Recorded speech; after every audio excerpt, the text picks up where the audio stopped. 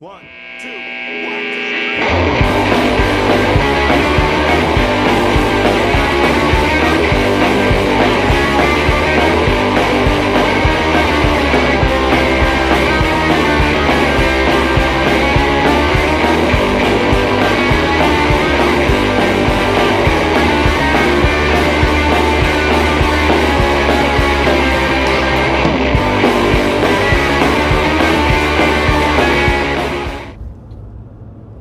Alright, why would you return a case of bottled water? I don't understand that. I mean, there's a lady come up in the grocery store just a few minutes ago. She had a case of bottled water. I think it was the Great Value brand or something. I mean, why would you do that? Why would you return it? I mean, it's not like, you know, it costs a ton of money. I mean, water's cheap and it never goes bad. I mean, water's water. I don't get it. I mean, you obviously drink water, otherwise you wouldn't have bought it in the first place. But why would you want to return it? Returning water. Oh no. Oh, I knew there's something else I wanted to tell you. I was at a convenience store yesterday, or the other day. Not yesterday, the day before yesterday. It might have been the day before that, I'm just not sure. And I was standing behind a guy. There's 3 guys in line. There was one guy at the counter, then there was me, and behind me there was another guy. Well, the guy in front of me was sitting there complaining about the price of everything. Everything from cigarettes to gas to you know, anything. I think he was griping about some batteries. I think batteries and cigarettes is what he was really after. He was griping. He was fussing and griping, and he paid for it, and he was walking away. And the lady behind the counter told him, said, "Get out of here, you old Lopey head." What's a Lopey head? I have no idea even what a Lopey head is. So I'm gonna need somebody to explain that to me in the comments down below. All right, a Lopey head. And that ain't the funny part. Funny part is I get up there and start talking to the lady. I said, "Bless your heart, you can't catch a break today, can you?" She said, "Oh, it's all right. He's my husband." What was he even doing there complaining about everything? I don't know. It's hard to make sense out of this world, especially if you got a Lopey head.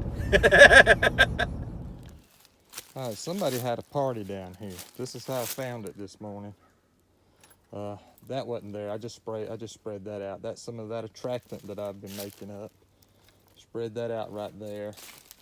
Put a molasses block into the tree. These things, they don't last very long. During coons come up and snatch them off and run off, so I started making them a little bigger. So let's see how well that holds up. Like I said, there's some of the attractant. There's a molasses block. Somebody dumped some corn out here. It looks pretty fresh, so it had to be within the past day or two. So of course the cat food bottles are empty. So I'm gonna freshen these up, put some more corn in that, put the cat food in the cat food bottles, and ring the dinner bell, so to speak. Okay, I got the batteries changed out in the camera. I got a new card in there. Got to pick up my batteries, the old batteries that I had. Got everything set up. Kind of anxious to see how this turns out. All right, I'm up at this side up here on the hill. Put some attractant out here. Now, I don't have any bait bottles with corn and cat food in them or anything, so I mixed in, how y'all can see, I mixed in some corn inside the attractant there. Like I said, that attractant's got, instead of using Jello this week, I used Kool-Aid. I make those little tubs of Kool-Aid, you know. So I used one of them, a whole bottle of salt, of course the corn, and I used sweet feed until I ran out of sweet feed, and then I started using brown sugar. So we got that laid out here, and we got that there, and got that darn molasses block right here. So it's kind of wanting to soften up a little bit, but I'm hoping that it'll dry out before it falls apart. That's why I made them so big. So So I got one of them, but now I put 2 of them out here last week and they're both gone. So it's gonna be interesting to see, you know, what got it, what knocked it off. Chances are it's either a coon or a possum. I tried to put them up high so the coons and possums will have a harder time getting to them, so the deer come by and maybe lick on them. But they can climb, and I got some video of one of them one time climbing up and climbing all the way up here and knocking it off, and then jumping down, getting it in his mouth and taking off. So we'll see what got them this week. I just put one big one up this week. Now, like I said, I got the Attractant here, got the card changed out in the camera there. So there ought to be a right smart little hootenanny down here in these woods. Cause like I said, about 75 yards that way is where it just came from. I put the bait, I had bait bottles and stuff out down there, and I put this here. So we'll see what we catch next week. Next week ought to be a lot of fun.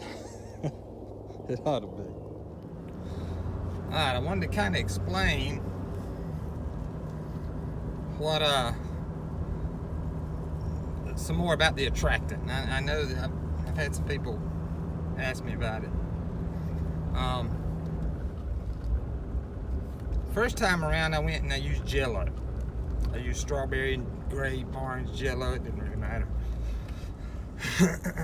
So now I went to using Kool-Aid. Come on, baby, get on up this hill.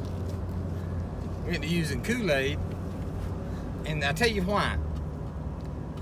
Price difference, there's not hardly any price difference in what you get.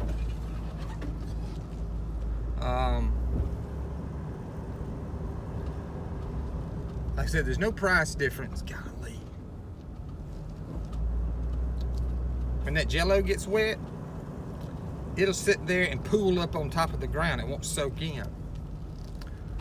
And I'm thinking that the Kool-Aid will. Gosh. My thinking is that the Kool-Aid, whenever it gets wet, it just soaks in the ground, and that scent and everything still stays there. Whereas the Jello just kind of pooled up on top and turned into Jello.